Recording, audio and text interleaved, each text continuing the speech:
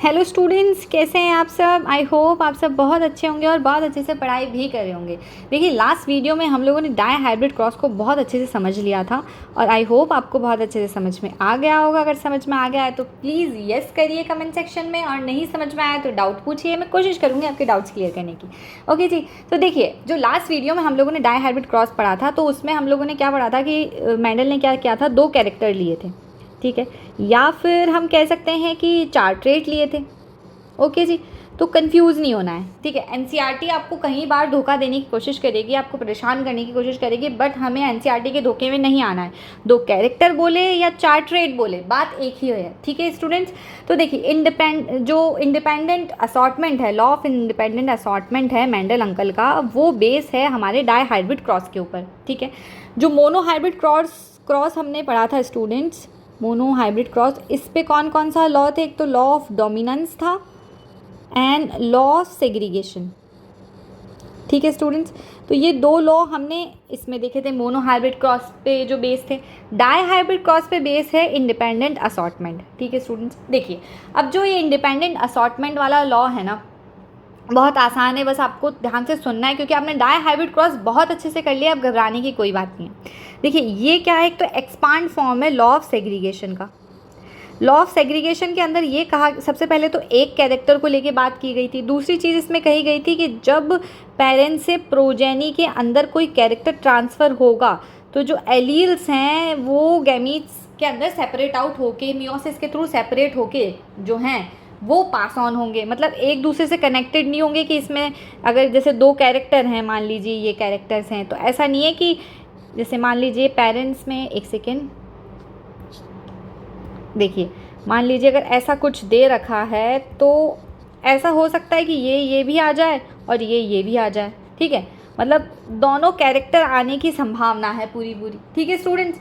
अगर हम और इस तरह बात करें कि अगर दोनों तरफ सेम है तो ये भी आ सकता है, कैपिटल टी, और ये भी आ सकता है, ठीक है। और क्या आ सकता है, ये भी आ सकता है और ये भी आ सकता है, ठीक है। मतलब क्या आ सकता है, या तो दोनों जो डोमिनेंट और रिसेसिव है होमोजाइगस हो या हेटेरोजाइगस हो। तो ऐसा कुछ नहीं है ना कि नहीं, टॉल के साथ जो है वो कैरेक्टर टॉल ही आना चाहिए या ड्वार्फ के साथ ड्वार्फ ही आना चाहिए, ऐसा कुछ नहीं है। मतलब लिंक नहीं है चीज़ें, यही हमने सेग्रीगेशन में समझा था।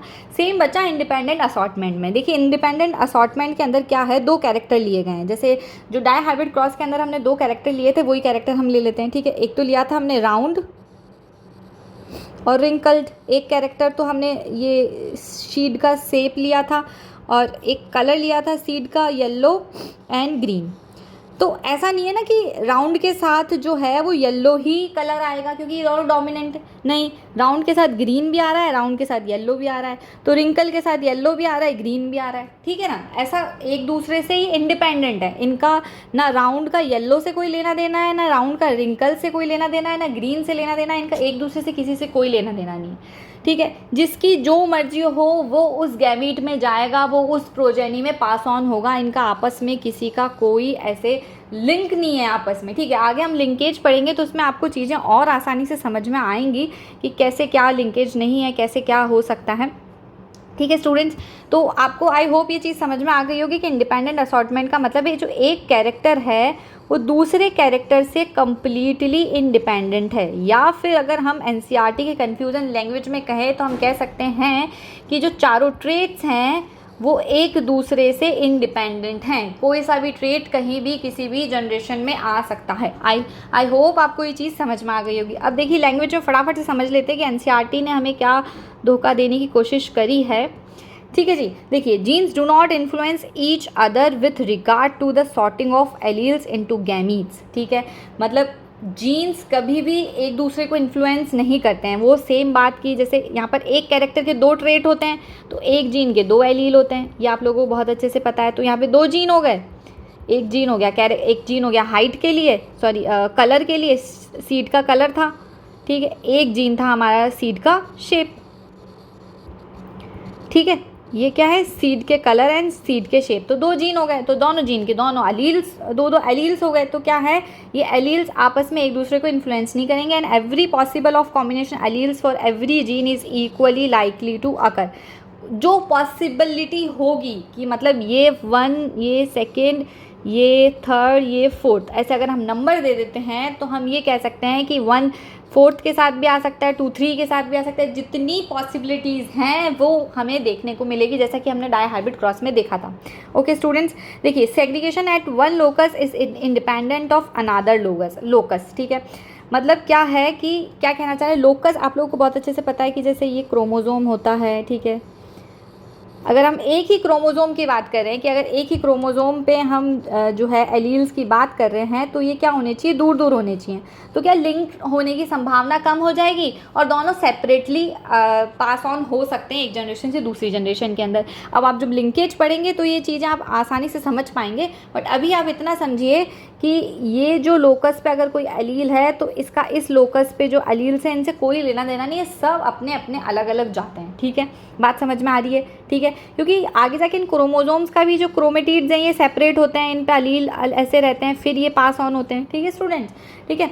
तो आप समझेंगे आगे जब और चीज़ें पढ़ेंगे। बस अभी इतना ध्यान रखना है कि जो एलील्स लोकस पे प्रेजेंट है, क्रोमोजोम के लोकस पे जो एलील्स प्रेजेंट है उनका एक दूसरे से कोई लेना देना नहीं है। वो जब आगे पास ऑन होते हैं तो इंडिपेंडेंटली पास ऑन होते हैं, ठीक है स्टूडेंट्स। देखिए लॉ ऑफ जो इंडिपेंडेंट असॉर्टमेंट है वो डायहाइब्रिड क्रॉस पे बेस है, ये आपको पहले से ही पता है। डायहाइब्रिड क्रॉस मैंने लास्ट वीडियो में बहुत अच्छे से समझा दिया था कि मेंडल ने क्या लिया था, राउंड येलो रिंकल ग्रीन जो प्रोजेनी ली थी उसके उन्होंने गैमीट्स फॉर्म किए थे। गैमीट्स फॉर्म करके उन्होंने F1 जनरेशन के अंदर देखा था कि उन्हें ऑल जितने भी हैं वो राउंड और येलो रिसीव हुए थे। देन F1 जनरेशन का उन्होंने सेल्फिंग कराया था, फिर उन्होंने इस तरह से गैमीट्स बनाए थे। गैमीट्स बना के उन्होंने ये टेबल फॉर्म करी थी, इसके थ्रू उन्होंने जीनोटाइप एंड फिनोटाइप रेशोज़ निकाल लिए थे। और ये आपके जीनोटाइप एंड फिनोटाइप रेशोज़ हमने बहुत अच्छे से आपको लास्ट वीडियो में समझा दिए हैं। आई होप आपको समझ में आ गया होगा। जो ये लॉ है इंडिपेंडेंट असॉर्टमेंट ये कम्प्लीटली बेस है डायहाइब्रिड क्रॉस पर। आई होप आपको अच्छे से समझ में आ गई ये चीज़। अगर नहीं समझ में आई है तो प्लीज़ कमेंट सेक्शन में बताइए, मैं कोशिश करूँगी वापस से इस वीडियो को आपको और अच्छे तरीके से समझाने की, ठीक है। अगर आपको हेल्पफुल लगा हो इन्फॉर्मेशन थोड़ा सा भी तो please like share subscribe. Bye दीदी वेल।